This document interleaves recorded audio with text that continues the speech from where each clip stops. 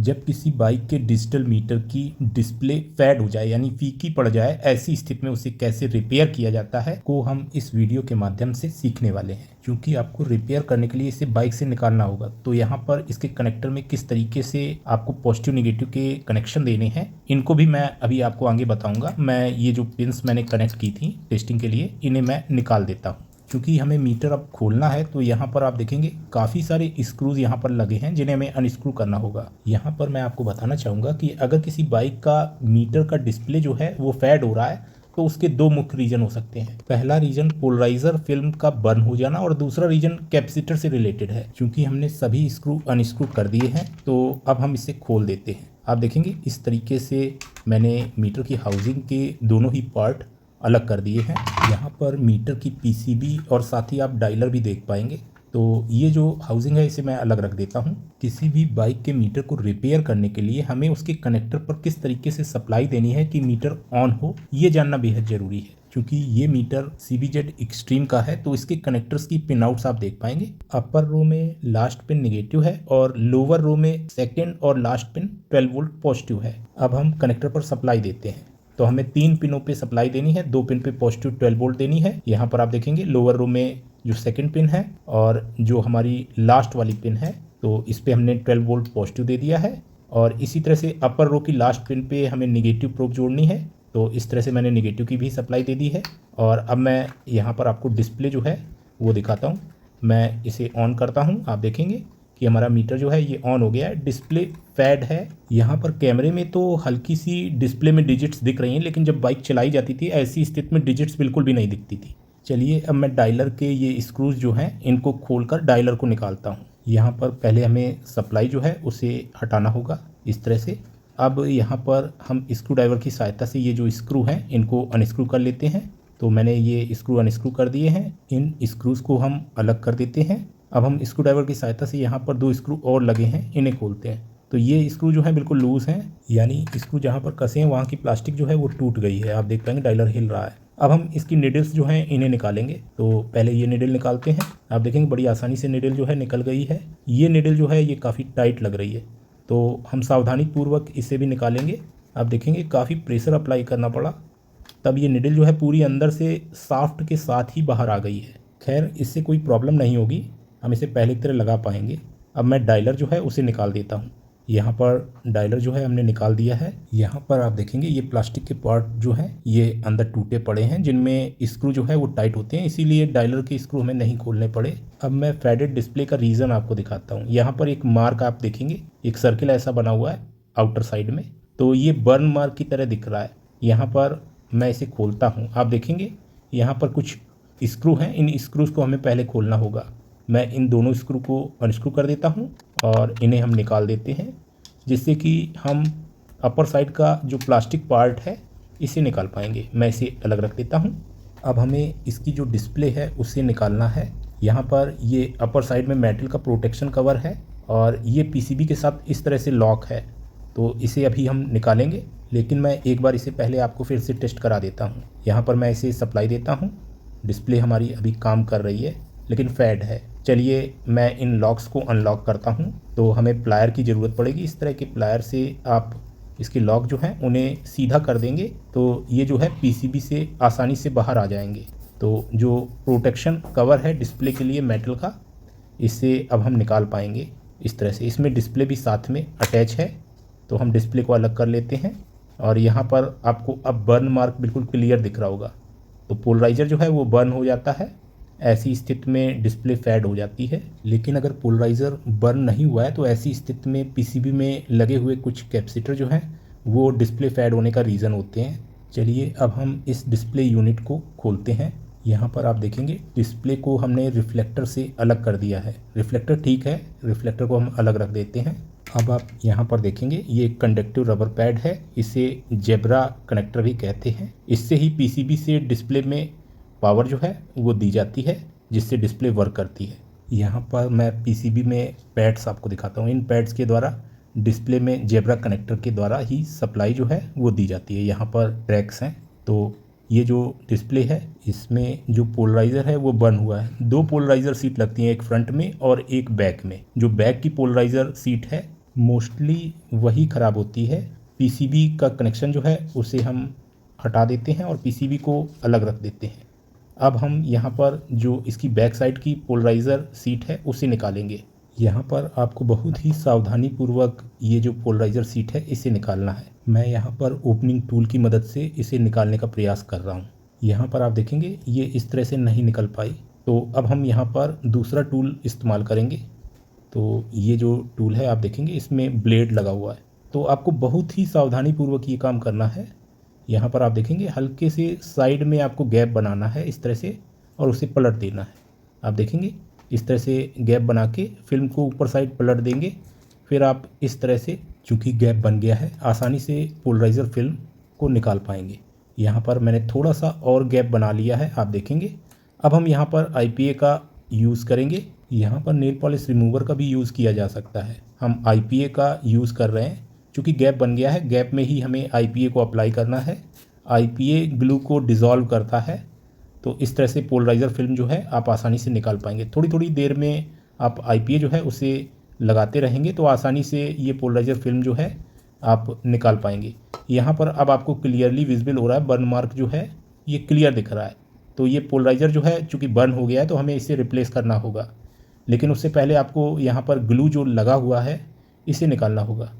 तो इसे निकालने के लिए भी आप IPA का उपयोग करेंगे और ये काफ़ी टाइम कंज्यूम करेगा आपका, क्योंकि ये ग्लू जो है काफ़ी देर में आप निकाल पाएंगे काफ़ी प्रयास के बाद। और आपको ध्यान रखना है, बहुत ही सावधानीपूर्वक ये काम करना है, आपको बिल्कुल भी लापरवाही नहीं करनी है, नहीं तो आपकी जो स्क्रीन है वो टूट सकती है। आप देखेंगे इस तरह से ग्लू जो है वो डिज़ोल्व हो जाता है IPA में, और यही ग्लू जो है आपको स्क्रीन से पूरी तरह से निकालना है। आप देख पाएंगे काफ़ी टाइम लगा मुझे इसे निकालने में, लेकिन अब भी ये पूरी तरह से नहीं निकला है। तो हम यहाँ पर इसे फिर से निकालने का प्रयास करते हैं। मैं यहाँ पर कुछ दूसरा ट्राई करता हूँ, मैं इसे ट्राई करता हूँ। यहाँ पर हम इस तरह से इससे स्क्रैच करेंगे, क्योंकि ये प्लास्टिक है तो हमारी जो स्क्रीन है उस पर मार्क वगैरह नहीं आएंगे। और IPA अप्लाई करने के बाद मैं इस तरह से जो ग्लू है उसे रिमूव करता हूँ। यहाँ पर आप देखेंगे बिल्कुल क्लियर हो गया है हमारा स्क्रीन, ज़रा भी ग्लू नहीं बचा है। इसे हम IPA लगाकर टिश्यू पेपर से साफ़ कर लेते हैं। यहाँ पर आप देख पाएंगे मैंने जो LCD है उसे बिल्कुल साफ़ कर लिया है, ज़रा भी उसमें डस्ट पार्टिकल नहीं रहने चाहिए, नहीं तो जब हम पोलराइज़र अप्लाई करेंगे तब एयर बबल जो हैं वो हमें दिखाई देंगे। तो आपको इस चीज़ का विशेष ध्यान रखना है, ज़रा भी डस्ट पार्टिकल नहीं रहने चाहिए। तो अब हम यहाँ पर पोलराइज़र अप्लाई करने से पहले ये जानेंगे कि पोलराइज़र अप्लाई कैसे करना है। तो यहाँ पर आप देखेंगे इस तरह की पोलराइज़र सीट आती है जो कि मोबाइल रिपेयरिंग की वर्कशॉप में आपको मिल जाएगी। मैं यहाँ पर आपको दिखाता हूँ, ये LED TV में यूज़ होने वाली पोलराइज़र सीट भी होती हैं, ये काफ़ी बड़ी होती हैं। हम यहाँ पर ये पोलराइज़र सीट जो है इसे अप्लाई करने वाले हैं। यहाँ पर मैं आपको बताना चाहूँगा कि पोलराइज़र सीट अप्लाई करने के लिए आपको एंगल का ध्यान देना होगा। एंगल कैसे फाइंड करते हैं ये अभी हम आगे देखेंगे। हमारी जो LCD स्क्रीन है इसका पोलराइज़र ये है, और इसमें चूँकि बर्न आ गया है इसीलिए हम ये पोलराइज़र चेंज कर रहे हैं। यहाँ पर मैंने 2 पोलराइज़र सीट के टुकड़े लिए हैं, मैं आपको एक एक्सपेरिमेंट करके दिखाता हूँ। जब हम इस तरह से इन्हें एक दूसरे के ऊपर ओवरलैपिंग करते हैं तो एक निश्चित एंगल पे ये ब्लैक हो जाता है। आप देखेंगे इस एंगल पे ये ब्लैक है और ऐसे रखने पर ये ट्रांसपेरेंट है। यहाँ पर मैं आपको बताना चाहूँगा कि हमारा जो LCD स्क्रीन है इसमें एक पोलराइज़र ऑलरेडी लगा हुआ है अपर साइड में। लोअर साइड में हमारा पोलराइज़र जो लगा था वो बर्न हुआ था और उसमें हमें एंगल फाइंड करना है। इसके लिए हमें पोलराइज़र सीट को इस तरह से रखना है कि सबसे अच्छी ट्रांसपेरेंसी बनी रहे। मैं यहाँ पर आपको इसे रिफ्लेक्टर में लगाकर टेस्ट करके दिखाता हूँ। तो हम अपनी LCD जो है इसे रिफ्लेक्टर के साथ कनेक्ट करते हैं और यहाँ पर एक जो पोलराइज़र सीट का टुकड़ा है उसे हम अंदर रखेंगे और उसे अलग अलग एंगल पे हम टेस्ट करेंगे। तो इस तरह से हम रिफ्लेक्टर में LCD जो है इसे अप्लाई करते हैं, लेकिन उससे पहले हमें यहाँ पर एक पोलराइज़र सीट का टुकड़ा जो है उसे कट करना है और अंदर हमें रखना है, और हम इस तरह से एंगल जो है वो फाइंड कर पाएंगे।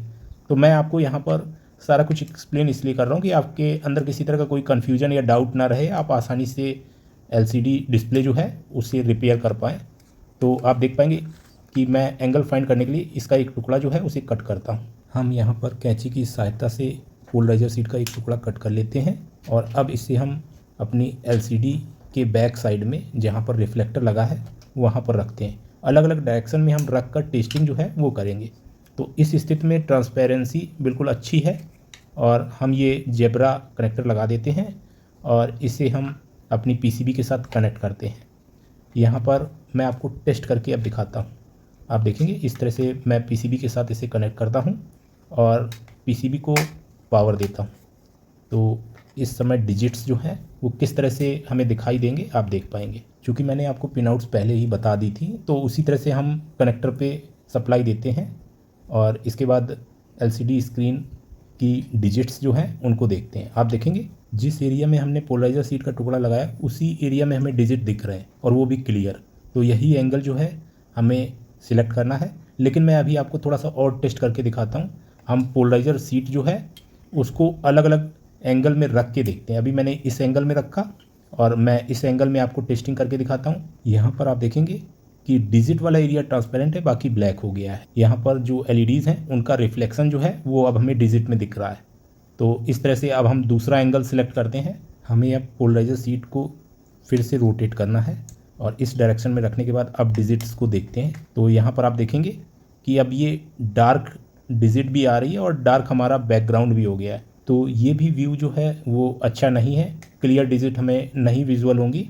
इसलिए हम वही एंगल पोलराइजर का सिलेक्ट करेंगे जो मैन्युफैक्चरर ने हमको पहले से ही दिया है।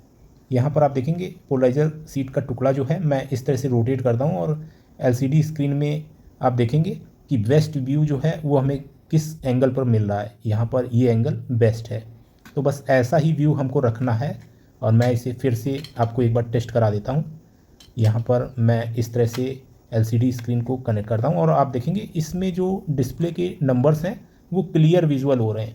तो यही एंगल हमारा परफेक्ट एंगल है और इसी को हमें सिलेक्ट करना है। तो अब हम पोलराइजर सीट जो है उसे एलसीडी की साइज़ का कट करने वाले हैं और मैं कनेक्शन जो है उसे डिस्कनेक्ट कर देता हूँ और इसे इस तरह से रख देता हूँ। अब हम पोलराइजर सीट को एलसीडी के साइज़ में कट करने वाले हैं। तो इसके लिए हमें पोलराइजर सीट पे एंगल सेलेक्ट करना होगा। यहाँ पर एंगल सेलेक्ट करने से पहले हमें पोलराइजर सीट की लेयर्स को जानना होगा। पोलराइजर सीट में 3 लेयर होती हैं। पहली प्रोटेक्टिव लेयर, बीच में हमारा पोलराइजर और उसके बाद हमारी ग्लू वाली लेयर। तो यहाँ पर ग्लू वाली लेयर इस तरफ है और हम यहीं पर एलसीडी जो है इसे रखेंगे और बेस्ट ट्रांसपेरेंट एंगल जो है वो हमें सिलेक्ट करना है। आप देखेंगे मैं इस तरह से एंगल सेलेक्ट कर रहा हूँ और ये एंगल जो है ये बेस्ट है। बस ऐसी ही स्थिति में हम रख कर इसे मार्क कर लेते हैं जिससे कि हम साइज़ में पोलराइजर सीट को कट कर पाएँ। मैं मार्कर से यहाँ पर पोलराइजर सीट में एलसीडी के साइज़ को मार्क कर लेता हूँ। इस तरह से आप देखेंगे मैंने जो एलसीडी है उसकी साइज़ का पोलराइजर सीट में मार्कर से मार्क कर लिया है।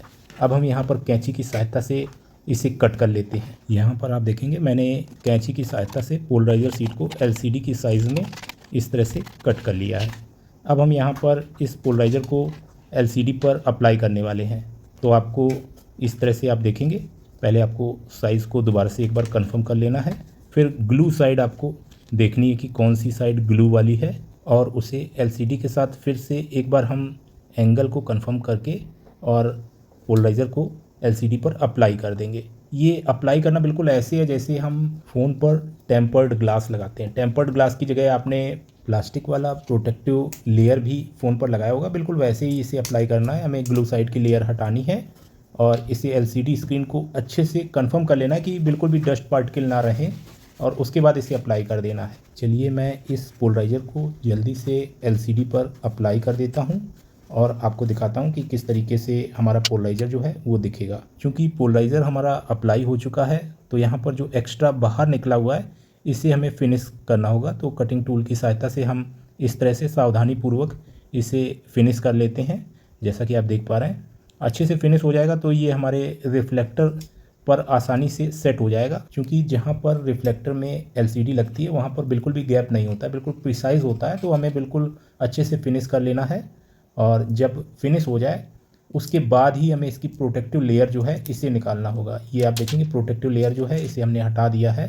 चलिए अब हम इसे रिफ्लेक्टर पर सेट करते हैं और फिर हम फाइनल टेस्टिंग जो है वो करते हैं। तो यहाँ पर मैं इसे रिफ्लेक्टर पे सेट करने वाला हूँ। तो मैं पहले ये जेब्रा कनेक्टर जो है इसे लगा लेता हूँ और इसके बाद हम अपनी एलसीडी जो है उसे रिफ्लेक्टर पर इस तरह से अटैच करेंगे। यहाँ पर मैं आपको बताना चाहूँगा कि कनेक्टर पे जो पिन आउट्स मैंने बताई थी उनका आपको विशेष ध्यान देना है। गलत पिन पे अगर आपने सप्लाई जोड़ दी तो आपका जो बाइक का मीटर है ये ख़राब हो जाएगा।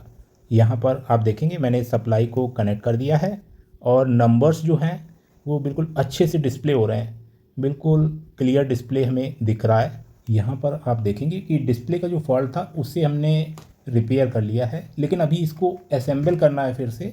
तो अभी कुछ ज़रूरी जानकारी जो है वो आपको होनी चाहिए, जो कि मैं अभी आपको आगे वीडियो में बताऊँगा। तो चलिए अब हम ये जो प्रोटेक्टिव मेटल कवर है इसे डिस्प्ले पर इस तरह से लगाकर और पीसीबी के साथ इसे अटैच कर देते हैं।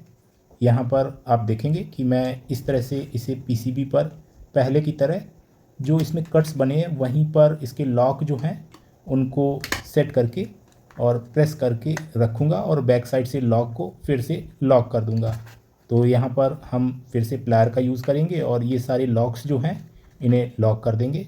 जैसा कि आप देख पा रहे हैं, बाइक का मीटर असेंबल करते समय आपको सावधानीपूर्वक सारा प्रोसेस जो है उसे फॉलो करना है।